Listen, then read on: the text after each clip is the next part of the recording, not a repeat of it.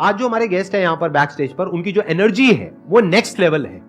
वो इंडिया के सबसे पॉपुलर मोटिवेशनल स्पीकर्स में से एक हैं। Please give an energetic and warm welcome to the one and only Sonu Sharma.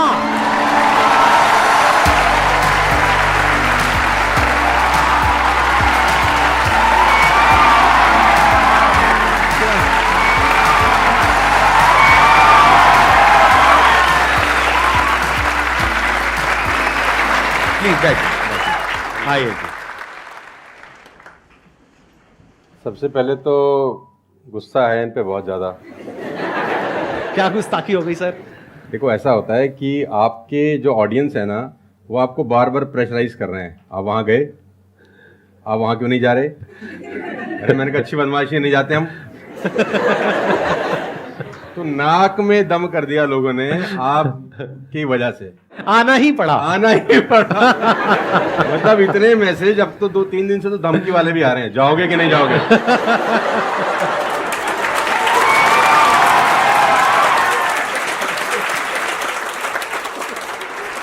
इस बहाने मिलना तो हो गया ना सर? इस बहाने मिलना हो गया। और मैं जानता हूं कि 2-2.5 महीने से हम लोग प्रोसेस में थे कि आपके से मुलाकात होगा, लेकिन अच्छा लगा बच्चों की एनर्जी देखकर और आपसे मिलकर वाकई में।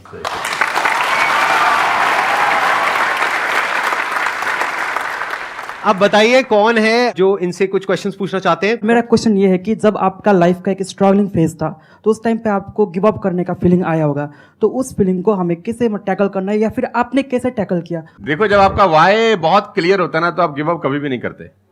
कोई भी चीज क्यों करना है, ये सबसे इंपॉर्टेंट रोल प्ले करता है। There is a book by Simon Sinek called learn your why, कि आप कोई भी काम क्यों कर रहे हैं, है ना। तो अगर आप उस किताब को पढ़ेंगे ना, तो आपको बहुत सारी चीजें सीखने को मिलेंगी।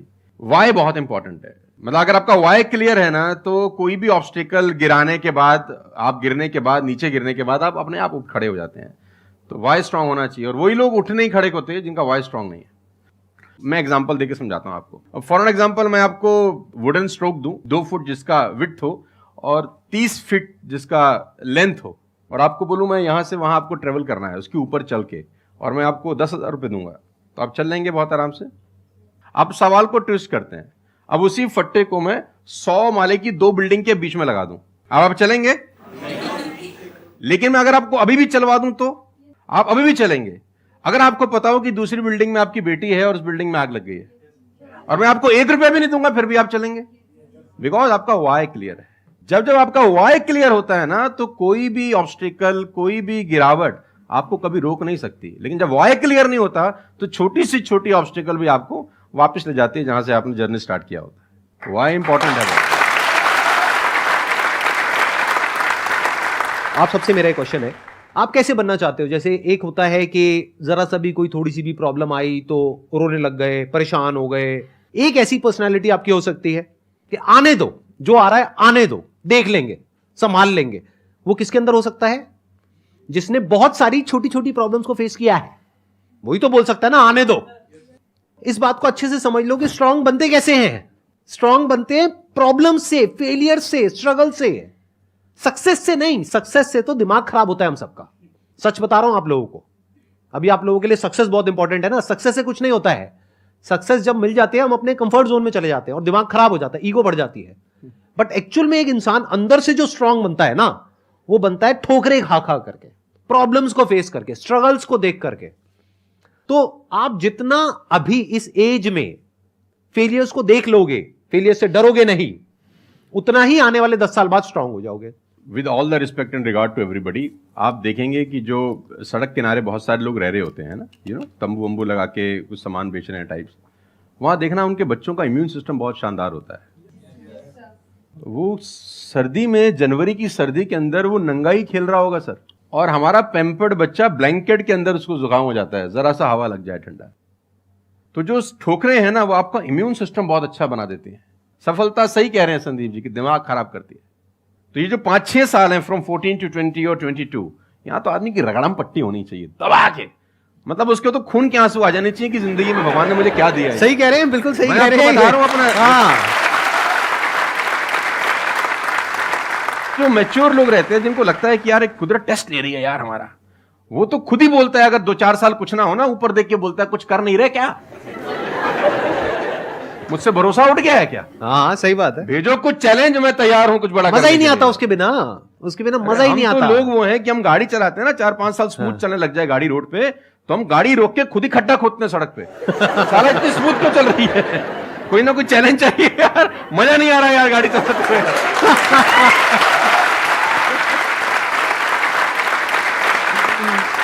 तो चैलेंजेस आपका इम्यून सिस्टम बहुत अच्छा करती हैं, और मेरे हिसाब से 14 और 20 साल का जो एज है, इसमें तो खूब पिटाई होनी चाहिए आदमी की, खूब रगड़ा पिट्टी होनी चाहिए, ताकि उसका इम्यूनिटी एक बार अच्छी हो जाए, बाकी का उसका जो 60-70 साल का जिंदगी है ना, वो लोहा हो जाता है। आपको खुद पे भरोसा रखना बहुत जरूरी है। दुनिया तो नहीं करेगी, ये तय है। दुनिया तो चड्डे में बम लगाएगी आपके। हाँ, तकलीफ ये नहीं है कि चड्डे में बम लगाएगी, तकलीफ ये है कि रिमोट भी अपने हाथ में रखेगी जब मन करे। हाँ, जब मन करेगी वो ठास। सही दुनिया बात पे है। भरोसा नहीं करेगी, ये तय है। लेकिन अगर आपने भी भरोसा नहीं किया अपने ऊपर, तो मुझे लगता नहीं है कि वो ऊपर जाएंगे तो वो खुश होगा। वो कहेगा मैंने क्या बना के भेजा था यार, तुमने साला खुद पे ट्रस्ट नहीं किया यार। मेरा ये मानना है कि आदमी पहाड़ की चोटी से गिर जाए ना, वापस खड़ा हो जाता है। ऊंट से गिर के भी खड़ा हो सकता है, लेकिन अपनी नजर में गिर जाए ना, फिर आदमी खड़ा नहीं होता कभी। तो हमारे को अपनी नजर में खड़ा होना है। मेरा एक क्वेश्चन है आपसे, ये जो आप अपने वीडियोस में बार बार साला साला बोलते हो, तो आपका साला एक्चुअल में है या नहीं है? नहीं, बिल्कुल है, हष्ट-पुष्ट है। कहते हैं ना, सारी खुदाई एक तरफ। एक्चुअली मैं उसको याद करता हूँ, लोग कुछ और वही मैं सोचते हैं। आजकल का जो दौर है ना, जो मुझे कई बार लोग बोलते हैं आप साला मत बोला करिए, लेकिन साला बोलने से जो वजन बढ़ता है ना बात में, वो कुछ और शब्द उसको भरपाई नहीं कर पाता। वो उसकी भरपाई नहीं हो पाती। और कभी कभी जैसे लोग मुझे बोलते हैं मत यूज करो, ये वो आदमी है जो नेटफ्लिक्स देख रहा है और न जाने क्या क्या देख रहा है और क्या क्या सुन रहा है, लेकिन उसको मेरे से पंगा है थोड़ा सा। हर आदमी रहता है ना कि हाँ। इस देश में हर आदमी से खुश हो सकता है क्या? If everybody likes you, you have a serious problem, है ना? अगर दुनिया में सब आपको पसंद करते हैं तो आप में कोई सही बात प्रॉब्लम है, फिर आपने कोई समझौते ही किए हैं जीवन के अंदर। हाँ। तो मैं वो जानबूझ के बोलता हूं, क्योंकि उसका जो वजन है ना यार, मैं और बोलना चाहता हूं और भी कुछ, लेकिन रोक लेते हो।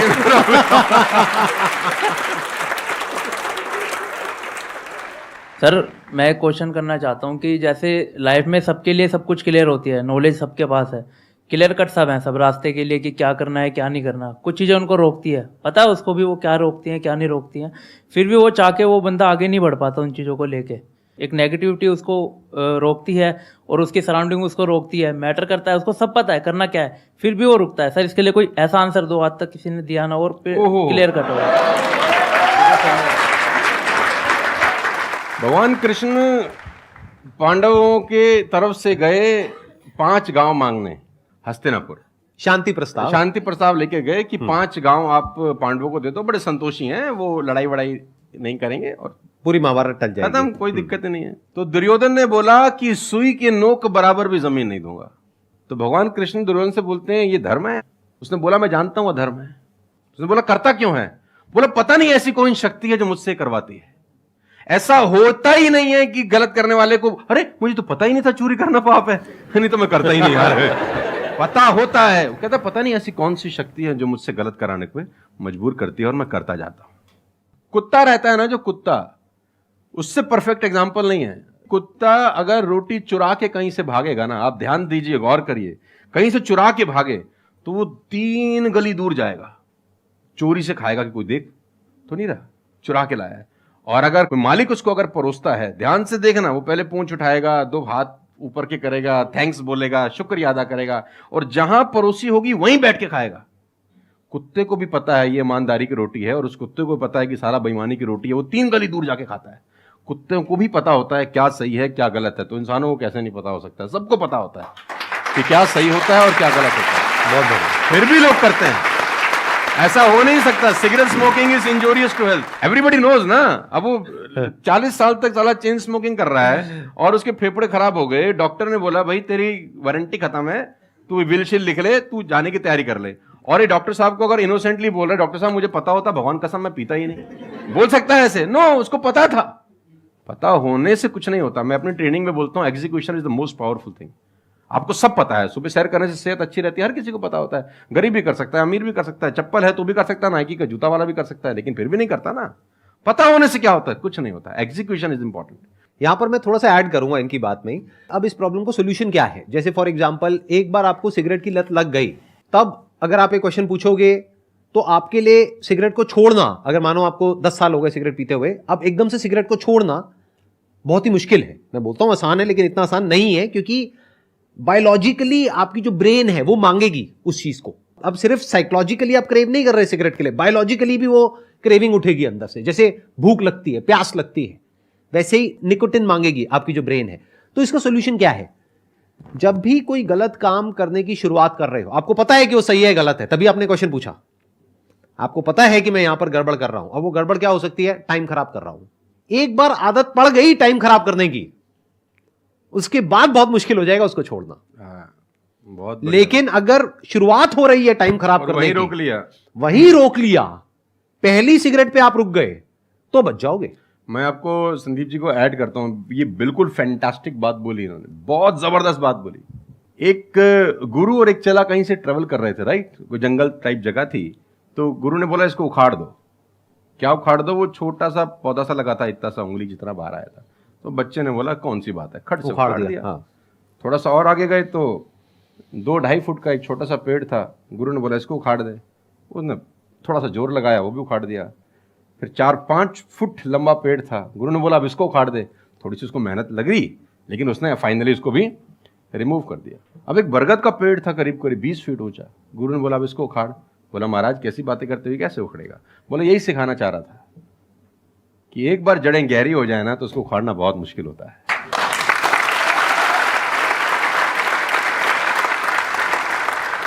मेरा क्वेश्चन ये है कि जैसे कि हम पढ़ते हैं, मैं आजकल ये हो रहा है कि हम मैक्सिमम हमारा फोकस ये होता है कि हम पढ़ेंगे और ये चीज़ मतलब जॉब करेंगे, लेकिन ये होता है कि जब वो नहीं होता हमारे से, तो हमें मतलब हमें कुछ बड़ा सोचना चाहिए कि हाँ अब इससे भी बड़ा कुछ हो सकता है, मे बी वो ना हो, कुछ बड़ा मतलब अपनी थिंकिंग को कैसे बढ़ाएं, वॉस करें। देखो, ये जो सोच है ना कि मुझे पढ़ना है और फिर मुझे जॉब चाहिए, ये सोच ही गलत है। अगर आप मुझसे पूछोगे तो मेरे स्टैंड पॉइंट से सोच पता है क्या होनी चाहिए? इतना तगड़ा इंस्ट्रूमेंट हमको मिला हुआ है, ये जो ह्यूमन बॉडी है, इसको एक इंस्ट्रूमेंट की तरह देखो। कितना कमाल का इंस्ट्रूमेंट है, क्या ब्रेन है हमारे पास में, क्या थिंकिंग पावर है, क्या एबिलिटीज है। इसको हम यूज कर रहे हैं किस लिए? सर्वाइव होने के लिए। सर्वाइव तो जानवर भी कर जाते हैं, उसमें क्या बड़ी बात है? तो नॉलेज को यूज करो, यानी एजुकेशन को यूज करो कुछ क्रिएट करने के लिए। माइंडसेट को चेंज करो। अभी क्या एज है? 20 साल, 22 साल। अभी सोचो कि मैं अपनी पूरी लाइफ को क्रिएट करने वाली हूं। 20 साल, 30 साल, 40 साल, 50 साल, अभी पूरी लाइफ पड़ी है। उसको कैसे क्रिएट करना चाहते हो आप? कैसी लाइफ चाहते हो आप? उसको क्रिएट करो और उस नॉलेज को, उस एजुकेशन को यूज करो उसको क्रिएट करने के लिए। अगर एजुकेशन सिस्टम से वो नॉलेज नहीं मिल रही है तो बाहर से ले लो। इंफॉर्मेशन एज बोलते हैं इसको। इंटरनेट पे भरी पड़ी है नॉलेज, नॉलेज की कहां कमी है? और अपने दिमाग को खोलो। सिर्फ ये लाइफ नहीं है कि मैंने यहां से ये पढ़ाई करी, उसके बाद में मुझे जॉब लग गई तो मैं सक्सेस हूं, जॉब नहीं लगी तो मैं फेलियर हूं। अरे नहीं, वो समय गया। आज अनलिमिटेड ऑप्शंस है। फिर भी अगर हम ऐसी बात करते हैं तो इसका मतलब क्या है कि अभी हमारा दिमाग खुला नहीं है, दिमाग बंद है। बोलते हैं ना, mind is like a parachute, it can't work unless it's open. तो दिमाग को खोलो, देखो दुनिया में क्या क्या हो रहा है। Job is not the only way to make money, there are lot of ways to make money. You must have that capability to create something of value for the society, for the world. अगर आप ऐसा कुछ कर सकते हो तो दुनिया तैयार है आपको पैसा देने के लिए। आप इसको ऐसे देखो, मैं आपसे एक क्वेश्चन पूछता हूं। आपकी लाइफ में मानो कोई बहुत बड़ी प्रॉब्लम है और वो किसी पर्टिकुलर प्रोडक्ट से या सर्विस से सॉल्व हो जाती है, आप पैसे दोगे या नहीं दोगे? देंगे। दोगे ना? तो और लोग भी तो आपको देंगे। इसी को तो बिजनेस बोलते हैं। मेरा एक वीडियो है, अगर टाइम मिले तो देखना, कि इस दुनिया में जंगल का शेर बनना, सर्कस का नहीं। शेर तो सर्कस में भी रहता है ना। अब वो जो चाबुक वाला ना उसको नचाता है, आग में से भी कूदने को बोलता है तो बेचारा कूद जाता है। उसको सिर्फ सहूलियत ये होती है कि उसको टाइम पे खाना मिल जाता है बस। लेकिन जो जंगल का शेर है उसको कभी मिलता है, कभी नहीं मिलता। उसको रोज हॉन्ट करना पड़ता है। Every day when the sun rises उसको भागना पड़ता है शिकार के लिए, नहीं तो वो शाम का अपना सूर्यास्त नहीं देख सकता, मर जाएगा।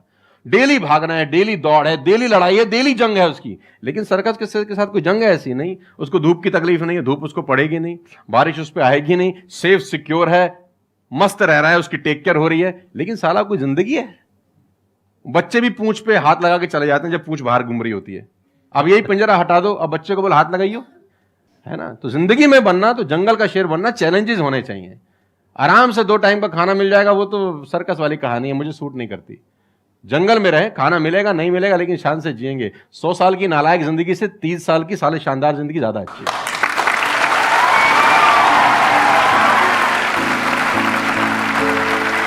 Thank you so much, thank you.